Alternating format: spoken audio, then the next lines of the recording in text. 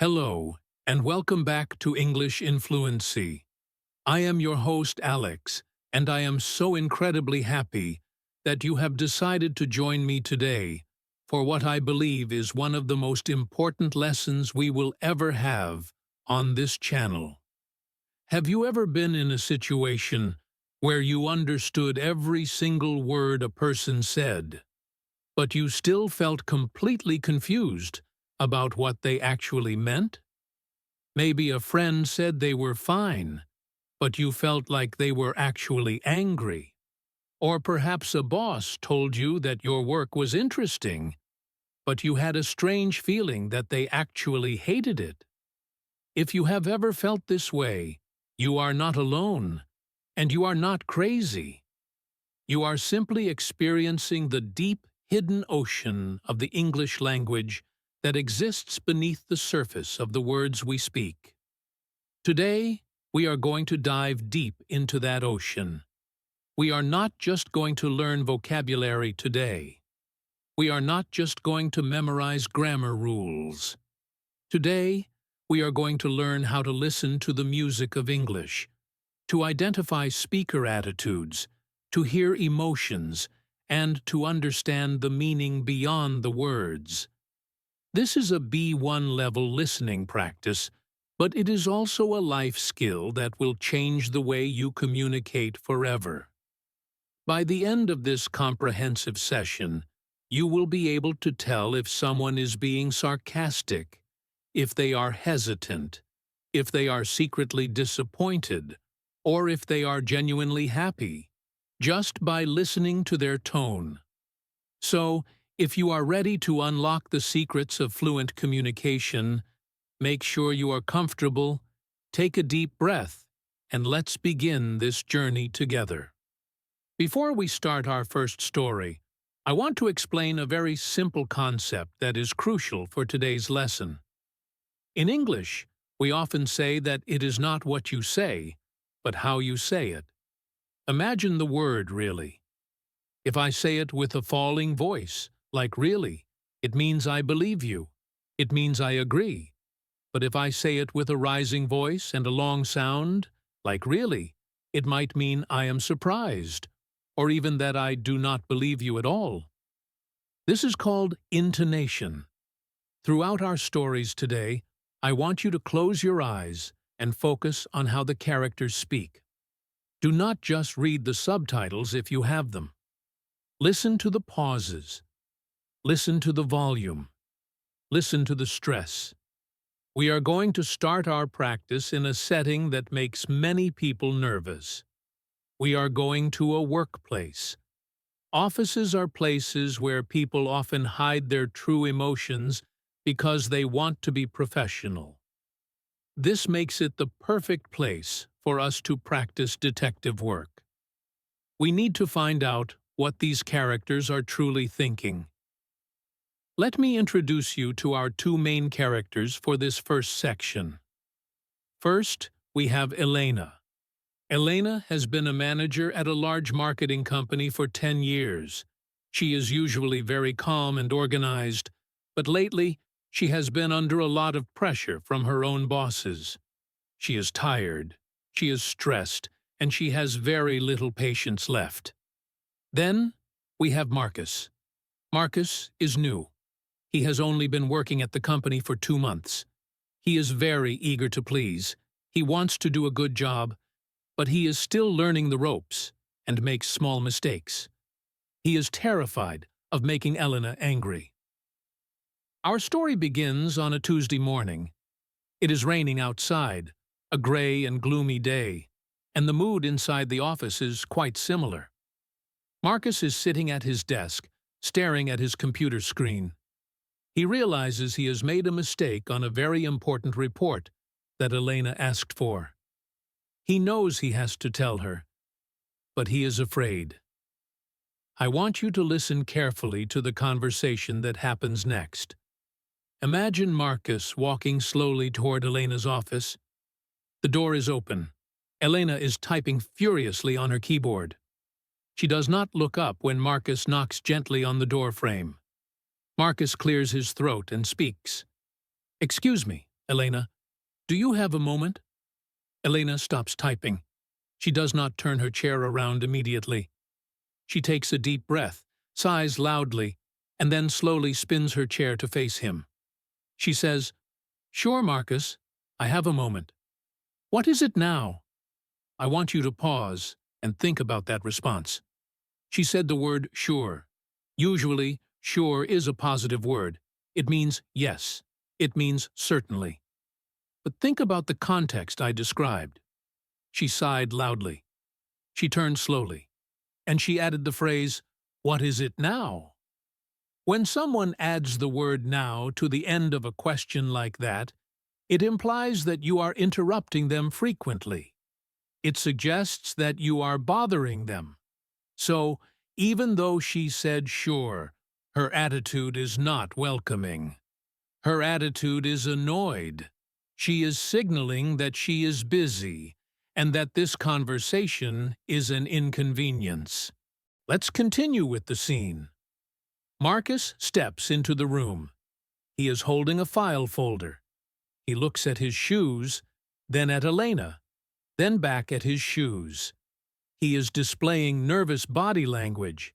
He says, "Well, I was looking over the quarterly numbers, and I noticed that I put the wrong date on the second page.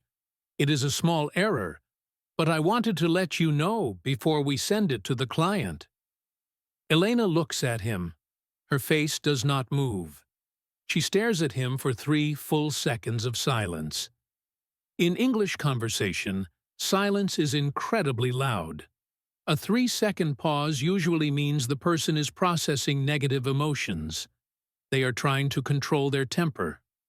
Finally, Elena speaks. She says, "You put the wrong date." It is a statement, not a question. Her voice is very flat. This is a technique called a deadpan delivery. She is not shouting. She is not crying. She is speaking with 0 emotion. This is often scarier than shouting. Marcus replies quickly, "Yes, but I fixed it already." Here is the new version. He hands her the file. Elena takes the file. She opens it slowly. She looks at the page. Then she closes the file and places it gently on her desk. She looks Marcus in the eye and says, "Well, that is just great, Marcus. That is exactly what I needed today. Now, I need you to stop and analyze this. Look at the words Elena used. She said, 'That is just great.' If you only look at the dictionary definition, great means very good. It means wonderful. She also said, 'That is exactly what I needed.' This also sounds positive. But remember the situation. Elena is stressed. Marcus made a mistake. Is she actually happy? No. This is a classic example of sarcasm. Sarcasm is when we say the opposite of what we mean to show that we are annoyed or to be funny. In this case, Elena is not being funny. She is using sarcasm to show frustration.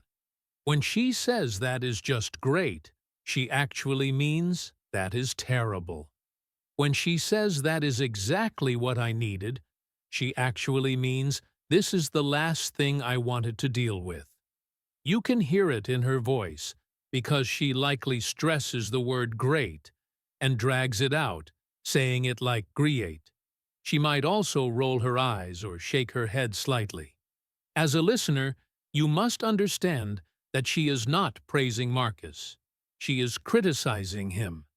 Marcus understands this. He feels terrible. He starts to apologize again. "I am really sorry, Elena. I promise it won't happen again. I just want to do a good job." Elena rubs her temples, the side of her head, as if she has a headache. She softens her voice just a little bit. She says, "Look, Marcus, I know you are trying. I do. But trying isn't the same as doing, is it? We have a deadline in 2 hours. Just go back to your desk. We will talk about this later." Let's break down the emotion here. When she says, "I know you are trying," she is acknowledging his effort. This is a slight shift from pure anger to a more weary, tired resignation. Resignation is a feeling when you accept something bad because you cannot change it.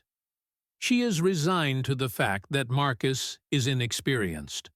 But then she says, trying isn't the same as doing. This is a very stern, strict lesson. She is shifting from a boss who is annoyed to a mentor who is disappointed. The phrase we will talk about this later is also a very common English phrase that signals unresolved conflict. It means the problem is not finished. It leaves Marcus feeling anxious because he does not know if he will be in trouble later.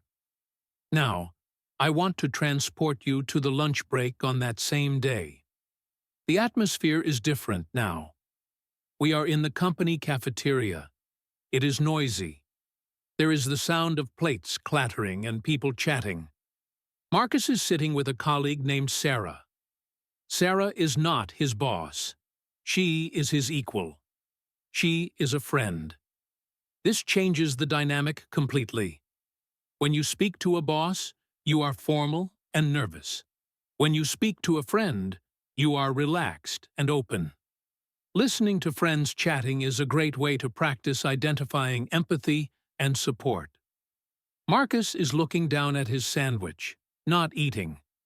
Sarah notices this. She leans forward and asks, "Hey, you haven't touched your food.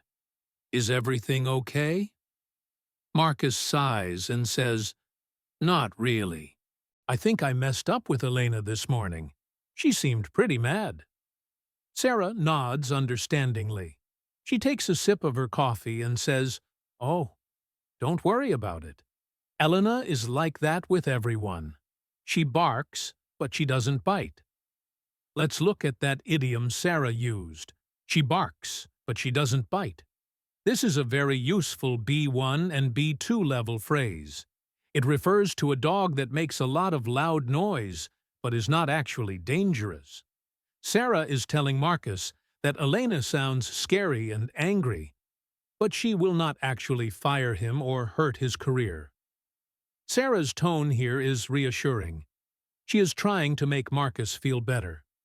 Her voice is light, maybe a bit faster than Elena's was. She is dismissing the problem, making it seem small. Marcus looks up and says, "You really think so? She told me, 'That is just great,' when I showed her the error." It sounded really sarcastic. Sarah laughs. She laughs. This is a key auditory clue. If someone laughs when discussing a problem, it usually means they do not see the problem as a disaster. Sarah says, "Yeah, that sounds like Elena. Listen, last year I accidentally deleted a whole presentation an hour before a meeting. I thought she was going to kill me. But you know what? She stayed late to help me fix it. She is tough, but she is fair." This interaction gives us a new perspective on Elena. Through Sarah's description, we learn that Elena's attitude of anger might just be a surface emotion. Deep down, she is supportive. Sarah's tone is confident. When she says she is tough, but she is fair, she uses a firm, declarative tone. She wants Marcus to believe her. Marcus starts to relax. You can hear it in his voice. His pitch drops slightly. His shoulders relax. He says, "Wow, you deleted a whole presentation. That makes me feel a lot better. I only messed up a date." Sarah smiles and says, "Exactly. You are doing fine, Marcus. Just give it time." Do you hear the support in Sarah's voice? She uses the word exactly to validate Marcus's feelings. Validation is when you confirm that what someone feels or thinks is correct. By comparing his small mistake to her big mistake, she is using a strategy called relative comparison to lower his anxiety. Let's move forward in time now. It is the end of the day. The office is quiet again. Most people have gone home. The rain has stopped, and the sun is setting, casting a long orange light across the desks. Marcus is packing his bag. He sees Elena's office door is still open. He hesitates. He debates whether he should just leave or say goodbye. He decides to be brave. He walks to the door. Elena is still there, reading a document. She looks tired. Her glasses are on the desk. Marcus knocks gently again. Elena looks up. This time she doesn't sigh. She doesn't roll her eyes. She just looks at him. Marcus says, "I am heading out, Elena. Have a good evening, and—" I checked the report again. It is perfect now. Elena leans back in her chair. She rubs her eyes. She is silent for a moment, but it is a different kind of silence than this morning. It is a thoughtful silence. She says, "Thanks, Marcus. Have a good night." "And hey?" Marcus stops. Elena continues, "Don't worry too much about today.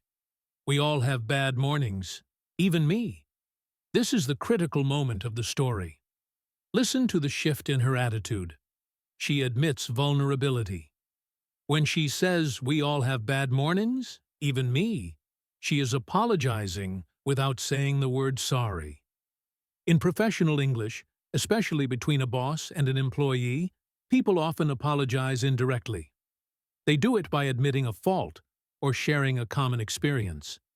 Her voice is softer, lower, and slower. The sarcasm is completely gone. The anger is gone. The attitude here is conciliatory. Conciliatory means intended to end a disagreement or reduce anger. Marcus smiles, a genuine smile this time. He says, "Thanks, Elena. See you tomorrow." As he walks to the elevator, his steps are lighter. He understands now that words like "that is just great" are temporary expressions of stress, not permanent judgments of his character. So, what have we learned from Elena and Marcus? We have learned that context is everything.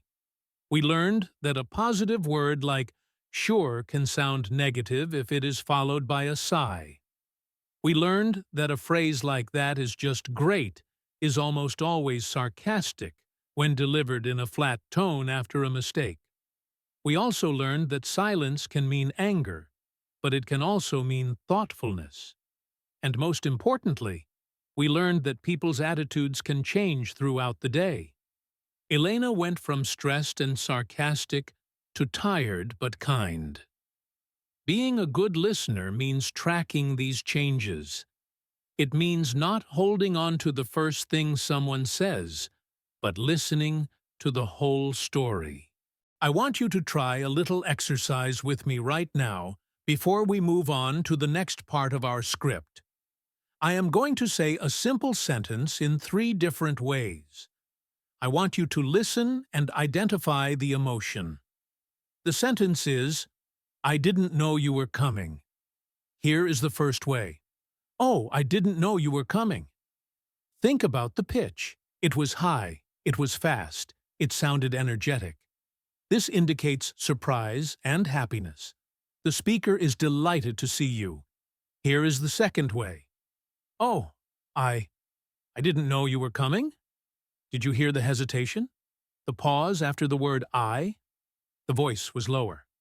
This indicates awkwardness or embarrassment. Maybe the house is messy. Maybe they are busy. They are not necessarily angry, but they are not prepared. Here is the third way. "I didn't know you were coming." This one was flat. The stress was hard on the word "no." It sounds cold. This indicates suspicion or annoyance. The speaker feels that you should have told them. They feel invaded. Same words, 3 completely different stories. This is the power of intonation. This is the power of attitude. As you go through your day tomorrow, try to listen to the people around you. Do not just listen to the information they give you. Listen to the emotion behind the information. Ask yourself, are they tired? Are they excited? Are they hiding something? Now, we are going to leave the office behind. We are going to leave Elena and Marcus to their work. we are going to move to a completely different setting with completely different rules. In the office, people try to be professional. But what happens when we are with our friends? What happens at a party or a social gathering? The rules of communication change. Friends are often more direct, but they can also be more complicated because they care about your feelings. They might lie to protect you. They might say they like your cooking when they hate it. They might say they are having fun when they are bored. This brings us to our next major topic: social dynamics and the white lie. Our next story takes place on a Friday evening. It involves two best friends, Priya and Liam. Priya is a very energetic, enthusiastic person who loves trying new things. Liam is a bit more quiet, introverted, and prefers a calm night at home. The conflict begins when Priya decides to host a dinner party and invite a lot of people that Liam does not know very well. She calls Liam on the phone to invite him. Telephone conversations are excellent for listening practice because you cannot see the person's face. You have to rely 100% on their voice. Imagine the phone ringing. Liam picks it up. He is lying on his couch, reading a book. He sees Priya's name and smiles. He answers, "Hey, Priya, what's up?" Priya's voice explodes through the phone. She is talking very fast. "Liam, you will not believe it. I finally decided to do it. I am hosting a massive dinner party this Saturday night. I am inviting everyone from my yoga class, my pottery class, and my neighbors. It is going to be amazing. I am making that spicy curry you like. You have to come.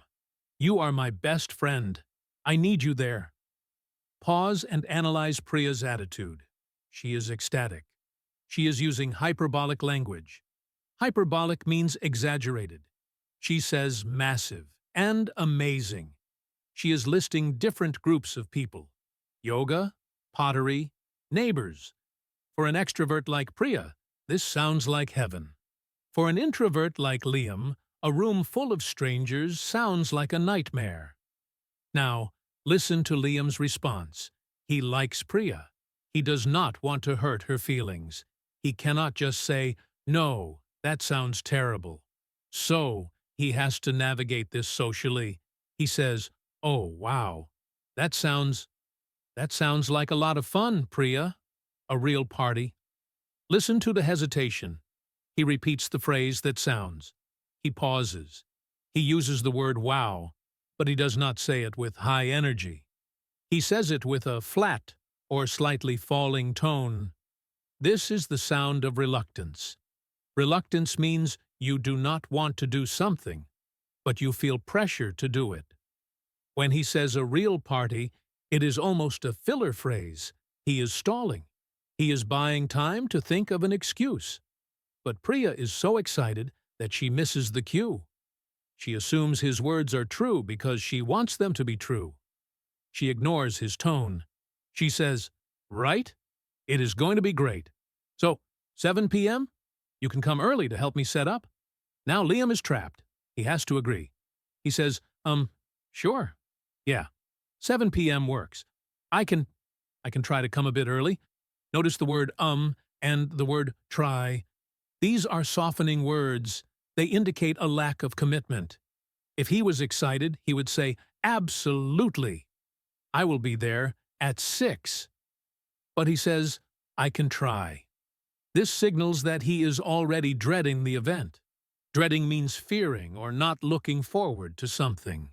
But because they are friends, and because the stakes are social, the meaning beyond the words is, "I love you, so I will suffer through this party for you, even though I do not want to go." This dynamic is fascinating because it happens all the time in English culture.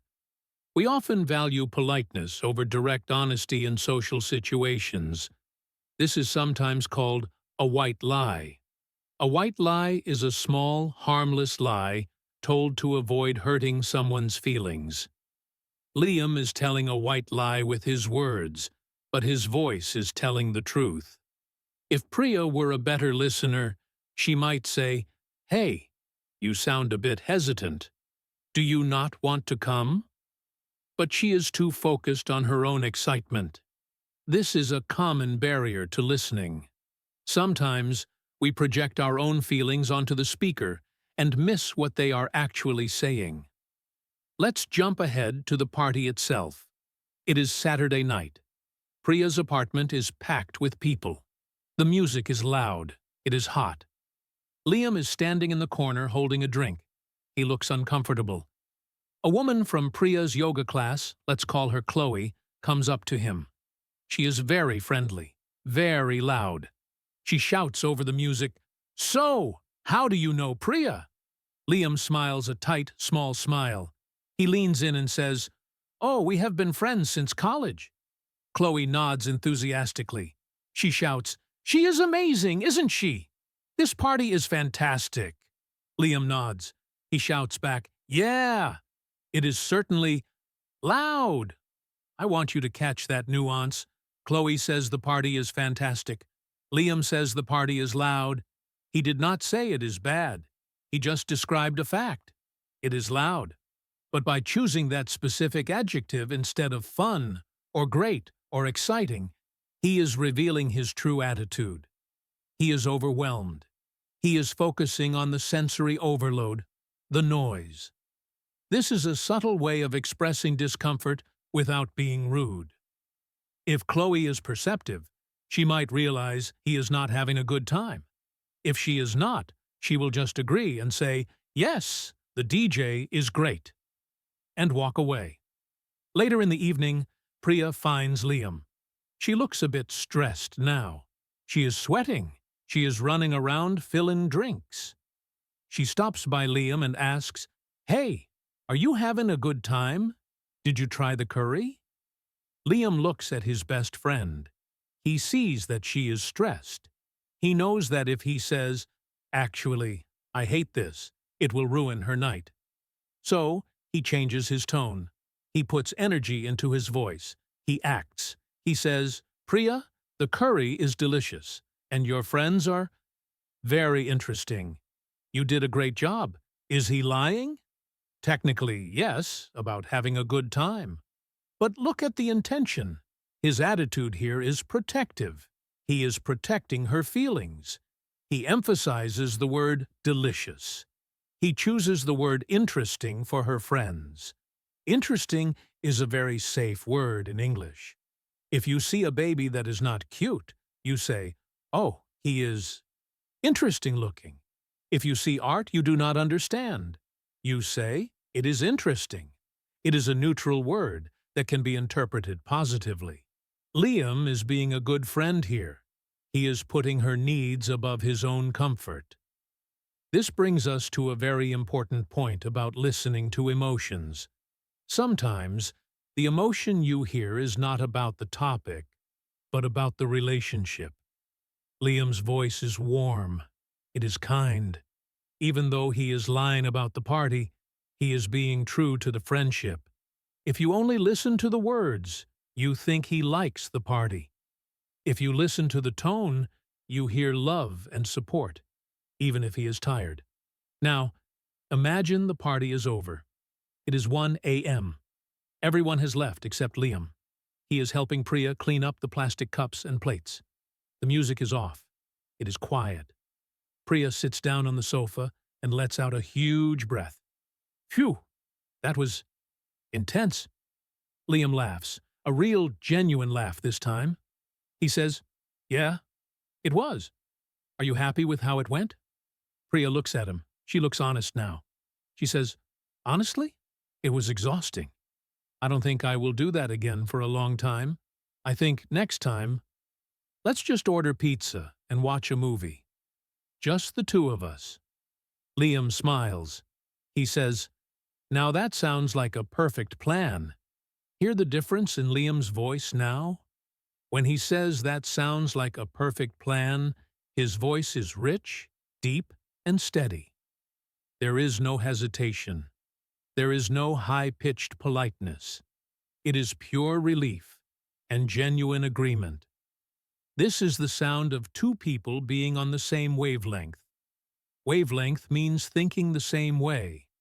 The tension of the social lies is gone, and they are back to their comfortable reality. So, what is the lesson from Priya and Liam? It is that social situations often require us to decode politeness. We learned that interesting can mean weird. We learned that I will try to come often means I don't want to come. And we learned that sometimes people mask their true feelings not to deceive you, but to be kind to you. As an English learner, you need to be aware of this social filter. Do not take every compliment literally. Look at the eyes, listen to the hesitation, and understand the relationship between the speakers. Now that we have explored the professional world and the social world, we are going to leave the office and the party behind. We are going to enter the most challenging room of all, the living room. We are stepping into the private world of a marriage. Relationships are where our emotions are the most raw, and therefore, the language we use becomes incredibly subtle. In a relationship, a single breath can mean, I love you, or it can mean, I am furious. We are going to meet Julian and Sophie. They have been married for 5 years. They love each other, but like all couples, they have moments of friction. Tonight is one of those nights. The stakes are high because the emotions are personal. If you misunderstand your boss, you might have a bad day at work. If you misunderstand your partner, you might have a bad month at home. So, sharpen your ears, because we are about to analyze the sound of silence and the noise of unspoken expectations. Our scene opens on a Wednesday evening. It is 7:30 p.m. Julian is just getting home from work. He is tired, hungry, and completely unaware that he has made a massive mistake. He unlocks the front door and walks in. Usually the house smells like dinner, and there is music playing. Tonight, it is silent. Not the peaceful silence of a library, but a heavy, thick silence. We often call this tension in English. You can almost feel it in the air. Julian walks into the kitchen. Sophie is there, standing by the sink, washing dishes. Her back is turned to him. She is scrubbing a plate much harder than necessary. The sound of the scrubbing is rhythmic and aggressive. Scrape, scrape, scrape. This is your first auditory clue. Body language and environmental sounds are part of communication. The way someone handles objects often reflects their internal state. Julian, being tired and a bit oblivious, does not notice the warning signs immediately. He drops his keys on the counter with a loud clatter. He says, "Hey, honey, I'm home." Wow, what a day. Traffic was a nightmare. What's for dinner? I'm starving. I want you to pause and look at Julian's opening. It is casual. It is self-centered. He is talking about his day, his commute, his hunger. He assumes everything is normal. Now, listen to Sophie's response. She does not turn around. She does not stop scrubbing. She simply says, "There is leftovers in the fridge." Let's analyze that sentence. There is leftovers in the fridge. Grammatically, it is simple. But tonally, it is an iceberg. Her voice is flat. It is monotone. She does not say, "Hello." She does not ask, "How was your day?" She provides information and nothing else. This is called being dismissive. She is dismissing his attempt to connect. She is doing the bare minimum required to acknowledge his presence. Julian pauses. He senses something is wrong. The air in the room has changed. He walks over to the fridge, opens it, and stares inside. He asks, "Is everything okay, Soph? You seem a bit quiet." Now, get ready for the most dangerous word in the English language, when used in a relationship. Sophie turns off the water. She stands very still. She says, "I'm fine. I'm fine." If you take one thing away from this lesson, let it be this. In an emotional context, "I'm fine" almost never means "I am fine." It usually means "I am angry, I am hurt, and I am waiting for you to figure out why." The intonation is key here. It is usually said quickly, with a sharp cutoff at the end. Fine, like a door slamming shut. It is a test. She wants him to know she is not fine, but she does not want to have to explain it. She wants him to care enough to investigate. Julian, unfortunately, takes the bait, but not the lesson. He sighs. He is tired. He does not want to fight. So he decides to accept her words at face value, even though his instincts tell him otherwise. He says, "Okay, good. I'm going to go change." He leaves the room. This is a critical error in communication. By leaving, he is signaling that he is prioritizing his comfort over her distress. He is ignoring the emotional subtext. Sophie stays in the kitchen. We hear her let out a shaky breath. She feels invisible. This feeling of being unseen is what fuels the conflict that is about to explode. 20 minutes later, Julian comes back downstairs. He is wearing comfortable clothes. He feels more relaxed. He has forgotten the tension in the kitchen. He walks into the living room where Sophie is sitting on the couch. She is watching TV, but she is not really watching. She is staring at the screen with her arms crossed tightly over her chest. Crossed arms are a classic defensive posture. They create a physical barrier between her and the world. Julian sits down next to her. He tries to put his arm around her. She flinches. To flinch means to make a quick, nervous movement as a reaction to fear or pain, or in this case, simply not wanting to be touched. She shifts her body away from him to the far end of the couch. Julian pulls his arm back. Now he is annoyed. He says, "Okay, seriously, Sophie, what is going on? You give me the cold shoulder in the kitchen, and now you won't even let me touch you." What did I do? The cold shoulder is a fantastic idiom. It means to intentionally ignore someone or treat them in an unfriendly way. Julian's tone has shifted from casual to confrontational. He is demanding an answer. His voice is louder. He stresses the word "do." What did I do? Sophie finally looks at him. Her eyes are watery. She looks sad, but also fierce.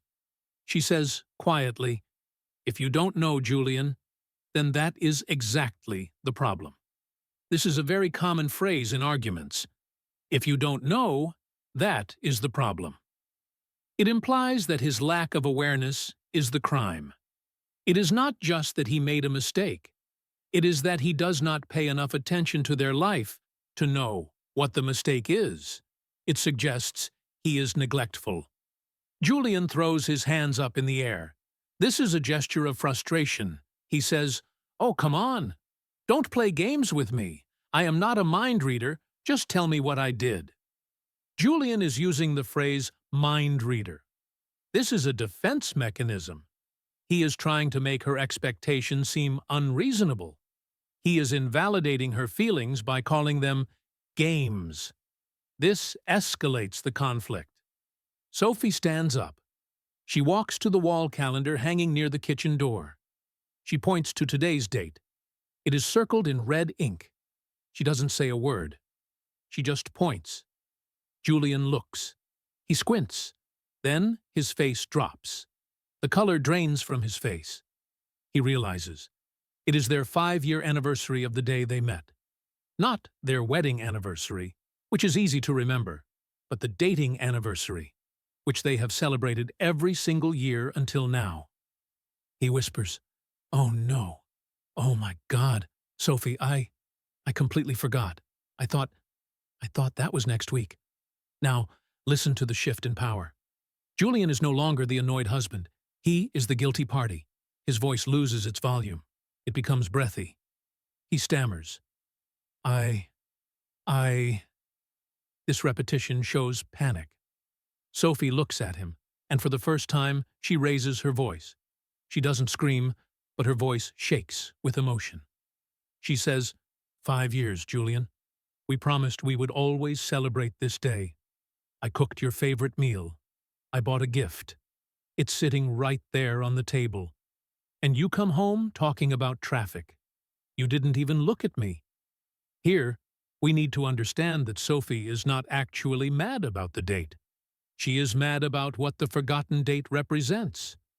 She lists her efforts. I cooked. I bought. She contrasts this with his action. You talked about traffic.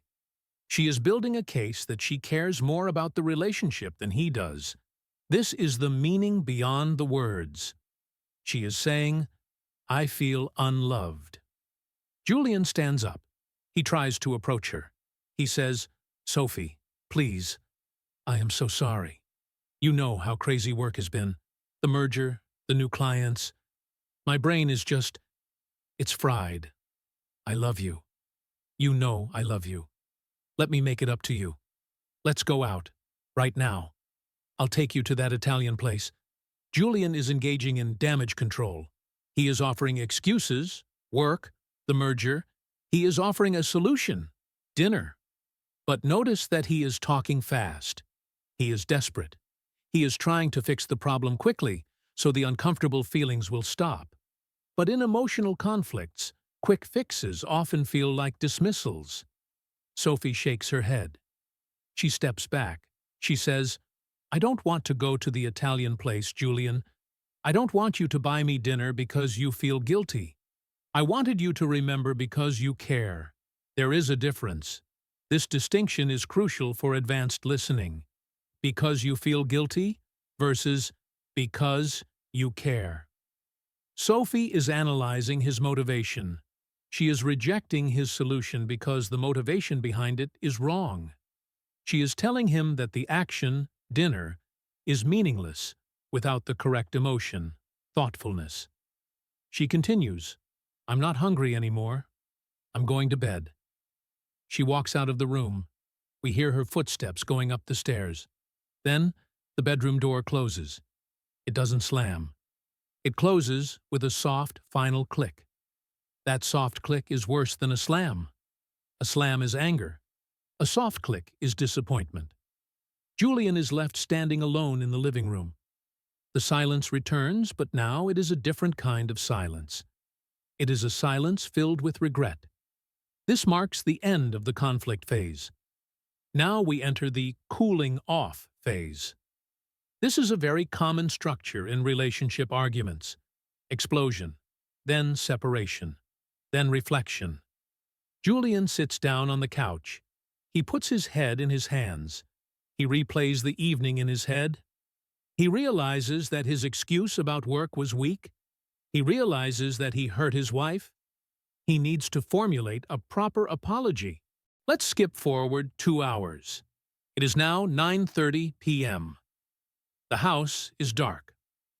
Julian goes upstairs. He opens the bedroom door quietly.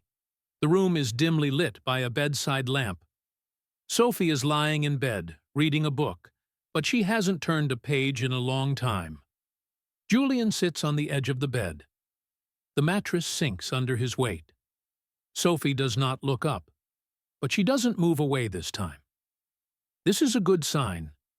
It means she is open to communication, even if she is still hurt.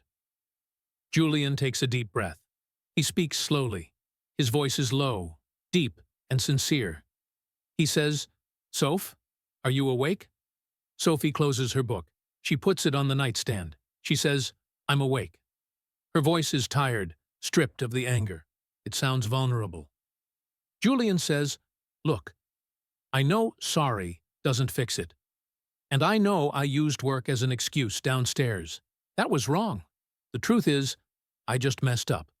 I wasn't prioritizing us, and that hurts you. And I hate that I hurt you. You are the most important thing in my life, and I made you feel like you were last on my list. I am so sorry. Not for the date, but for making you feel invisible. This is a masterclass in apology. Let's break it down. First, he validates her feeling. I know sorry doesn't fix it. He admits his previous fault. I used work as an excuse. Then, and this is the most important part, he identifies the real emotional wound. I made you feel like you were last on my list. He addresses the meaning beyond the words that Sophie expressed earlier. He is no longer apologizing for a calendar error. He is apologizing for an emotional failure. Sophie looks at him. Her expression softens. The tension in her shoulders releases. She sighs, but it is a soft sigh, not an angry one. She says, I felt really stupid, you know? Sitting there with the gift, waiting for you. I felt like I was the only one trying. Julian nods. He takes her hand. She lets him hold it. He says, I know, and I promise I will do better. Not just with dates, but with being present. When I come home, I will actually be home. Not just my body, but my mind, too. Sophie squeezes his hand. She offers a small, weak smile. She says, Okay, I forgive you, but you still owe me a dinner, and it better be expensive. Julian laughs. It is a soft, relieved laugh. The tension breaks. The air in the room feels lighter. He says, Deal. The most expensive place in town. I love you, Soph. She replies, I love you too, you idiot. You idiot. In this context, this is a term of endearment. It is affectionate. It acknowledges his mistake, but signals that he is forgiven. They are back on the same team. The conflict has been resolved not by ignoring it, but by going through it and understanding the deeper emotions involved. So, what have we learned from Julian and Sophie? We learned that silence is a form of communication. We learned that I'm fine is often a red flag. We learned that body language, scrubbing dishes, crossing arms, turning away, tells a story just as clearly as words. And most importantly, we learned that in relationships, the surface problem, the date, is rarely the real problem, feeling undervalued. To be a fluent listener in a relationship, you have to hear the hurt underneath the anger. You have to listen for the vulnerability hiding behind the defense. Now, I want to give you a practice scenario based on this story. I want you to imagine your friend comes to you. They are upset. They say to you, it's not that he didn't call, it's that he didn't even text to say he would be late. Listen to the stress on the words call and text. What is the emotion here? Is it about the phone call? No, it is about respect. The speaker is saying, I don't require a long conversation, but I require the basic respect of a notification. A bad listener would say, well, maybe his battery died. A good listener would say, it sounds like you feel disrespected because he didn't value your time. See the difference? One addresses the logic, the other addresses the emotion. Always aim for the emotion. We have explored the professional world, the social world, and the domestic world. You might think we have covered everything, but there is one more layer to listening that is perhaps the most subtle and difficult of all. It is the layer of internal conflict. What happens when a person is lying to themselves? What happens when a person says they are happy, but their voice tells you they are heartbroken? What happens when someone is making a life-changing decision and they are terrified, but trying to sound brave? In this final section, we are going to meet a character named Elias. Elias is standing at a crossroads in his life. He is about to make a decision that will change his future forever. He is talking to his mentor, an older, wiser figure. This conversation will require us to listen for hesitation, for longing, and for the fear of the unknown. We will analyze the bittersweet tone, an emotion that is happy and sad at the same time. This is the highest level of listening practice, hearing the complexity of the human soul. Our story takes place in a setting that is perfect for deep thoughts. We are in an old, quiet park in the city. It is late afternoon, the golden hour, when the sun is low and everything looks a bit nostalgic. Sitting on a wooden bench is Elias. Elias is 25 years old. He is bright, talented, and he has just received news that should make him the happiest man in the world. Next to him sits Arthur. Arthur is 70 years old. He was Elias's professor at university, but now he is just a mentor and a friend. Arthur is the kind of person who listens more than he speaks. He is calm, patient, and very observant. Elias has called Arthur to meet him because he has a big announcement.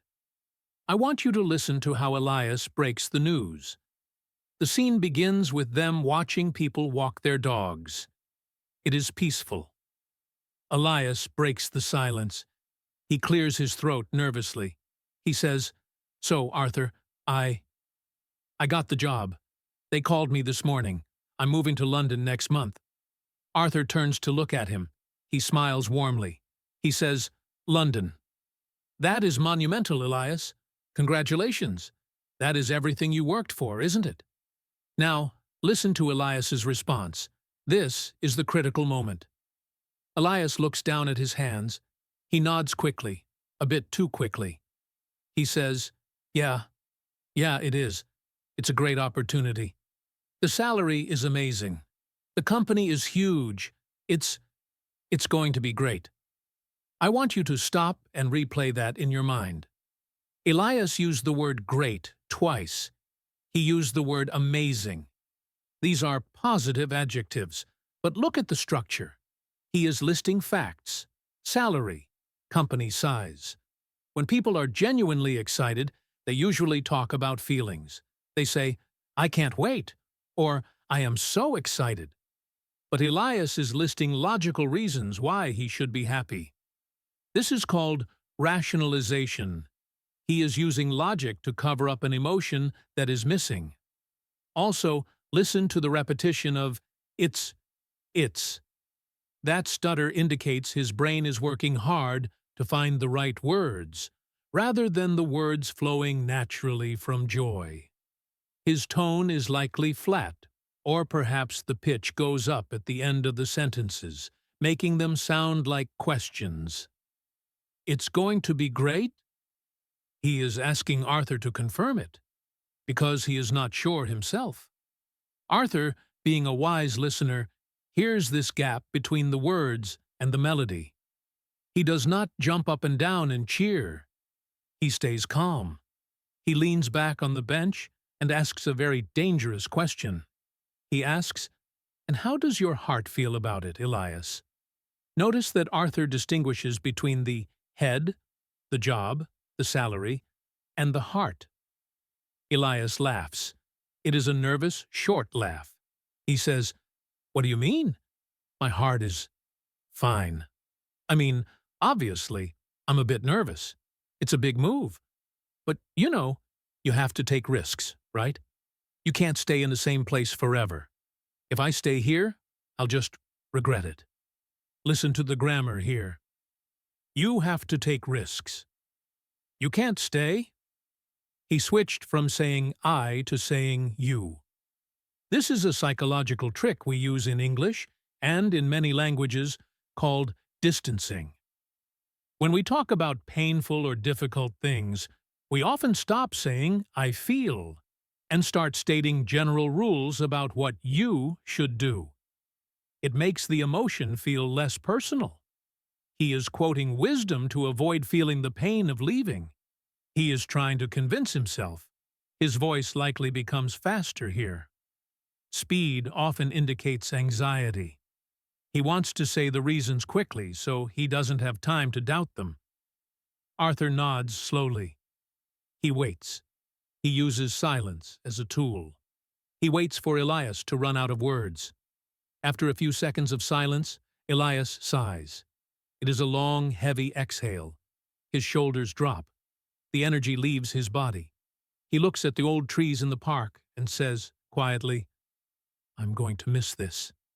This is the shift. The mask has fallen. The tone here is wistful. Wistful is a beautiful B2/C1 word that means feeling sad and thinking about something that is impossible or in the past. It is a gentle sadness. Elias's voice drops in volume. It becomes softer, more resonant. He is no longer selling the idea of London. He is mourning the loss of his current life. He continues, I'm going to miss my family. I'm going to miss my friends. I'm even going to miss this park. Is it wrong to be sad when something good is happening? This is the core question of the bittersweet emotion. Bittersweet means something is sweet, good, but also bitter, painful. It is the flavor of growing up. Arthur places a hand on Elias's shoulder. His voice is deep and rough, like old wood. He says, No, Elias, it isn't wrong. It is the price of admission. You cannot have a new life without saying goodbye to the old one. Grief is just the shadow of love. Arthur's tone is reassuring and philosophical. He is speaking slowly, emphasizing the important words like price, goodbye, and love. He is giving Elias permission to feel sad. This is what good listening does. It creates a safe space for the truth. Elias looks at Arthur. There are tears in his eyes now. He smiles, but it is a crooked smile. A crooked smile is when your mouth smiles, but your eyes look sad. He says, I feel like I am betraying everyone by leaving. Like I am abandoning them. Now we have reached the root of the internal conflict. It wasn't about the job. It was about guilt. Elias feels guilty for succeeding if it means leaving people behind. His voice might crack on the word abandoning. A voice crack happens when the throat muscles tighten due to strong emotion. It is one of the most powerful auditory clues in listening. If you hear a voice crack, pay attention. The person is revealing their deepest fear. Arthur shakes his head gently. He says, You are not abandoning us, Elias. You are extending the map. We will still be here, and you will come back. But you will come back as a different man, a man who saw the world. Don't you think we want that for you? Arthur frames the departure not as a loss, but as an extension. Listen to the warmth in his voice. He uses the question, Don't you think we want that for you? To challenge Elias's guilt. Elias takes a deep breath. He wipes his eyes. He looks at the sunset. The sky is turning purple and orange. The visual beauty matches the emotional tone. He says, Yeah, I guess you're right. It's just scary. It's just scary. Finally, the simple truth. No rationalization. No great opportunity. Just the raw emotion. Fear. When Elias admits this, his voice becomes steady. It is quiet, but it is solid. This is the sound of acceptance. Acceptance doesn't mean he is happy. It means he has stopped fighting the feeling. He accepts that he is scared, and that is okay. Arthur smiles. He pats Elias on the back. He says, If it wasn't scary, it wouldn't be worth doing. Come on, let's go get some coffee. My treat. Before you become a rich London banker and forget about us. Arthur ends with a joke. Humor is often used in English to break tension after a heavy emotional moment. It signals that the serious part of the conversation is over, and life goes on. Elias laughs, a real laugh this time. He says, I'm not going to be a banker, Arthur. It's a marketing firm, and I'll never forget you. As they walk away from the bench, their footsteps crunching on the gravel path, we hear the change in the atmosphere. The tension is gone. Elias's voice is lighter. He is still leaving. He is still sad. But he is no longer conflicted. He has integrated the two feelings. He understands that he can be excited and sad at the same time. So, what did we learn from Elias and Arthur? We learned that when someone lists facts, good salary, big company, instead of feelings, they might be trying to convince themselves. We learned that shifting from I to you have to take risks, is a way of distancing oneself from pain. We learned that a voice crack reveals deep vulnerability.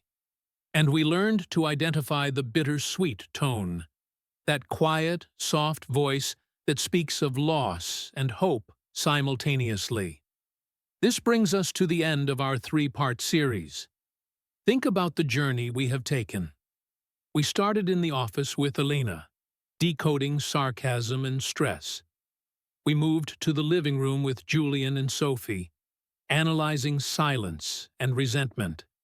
And we finished in the park with Elias, understanding ambivalence and internal conflict.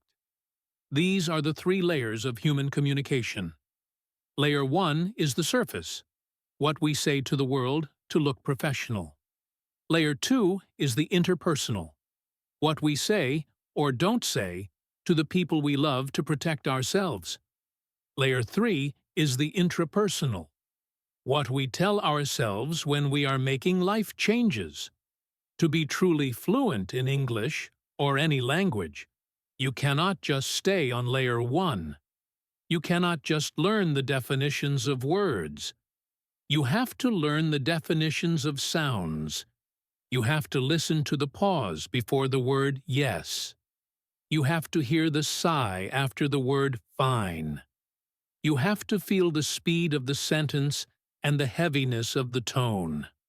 I have a final challenge for you. It is a homework assignment for the rest of your life. The next time you ask someone, "How are you?" do not just accept the word good. Look at their eyes. Listen to their pitch. If they say good with a flat voice and look away, I want you to ask a follow-up question. Ask, "How are you, really?" Or, "You sound a bit tired. Is everything okay?" You will be amazed at how people open up when they realize you are actually listening to them. You will move from having transactions to having connections. English is a beautiful, complex, musical language. It is full of idioms and grammar rules, yes, but its true beauty lies in these hidden spaces we explored today.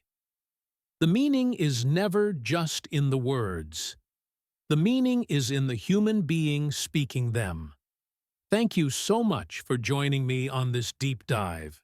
I hope this series has given you a new set of ears. I hope you feel more confident, not just in understanding English, but in understanding people. If you found this series helpful, please let me know. Your growth is my passion. Until next time, keep listening, keep paying attention. And remember, the loudest things are often said without any words at all. I'm Alex, and this has been English in Fluency. Take care of yourselves, and see you in the next lesson.